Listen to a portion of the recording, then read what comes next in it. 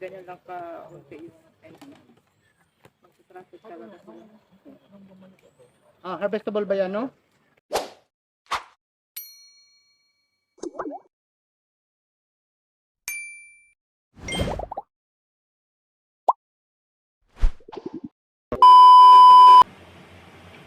Hi guys! Welcome sa Videos Vlog. So ngayon, babiyahe tayong papuntang Sorsogon. Time check, 2:45 na.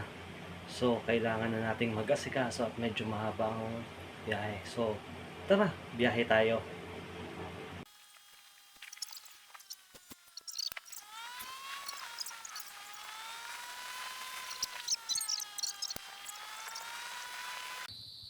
Hi guys! Welcome sa Videos APT Farms Vlog. So ngayon, nasa Grahos Beyond Venture tayo kung saan nag-training tayo ng responsible beekeeping ngayong araw.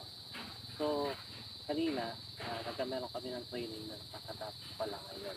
So, tara, tingnan natin. Tayin daw yan. Huwag natin gagawin yun. Yeah, so what's your disposition? Because we also heard they killed all the drones.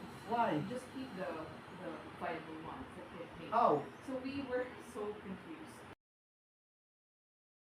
Hi guys, so bali nandito tayo ngayon sa demo sa Grahos Bee Farm kung saan ay nasa demonstration na kami ng pag harvest, pag split at saka pag rehive kanina.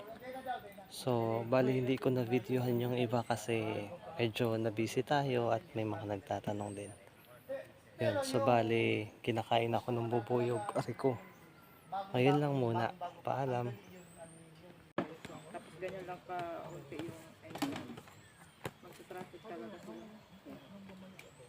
Harvestable ba yan, no? O bakit? May separator yan?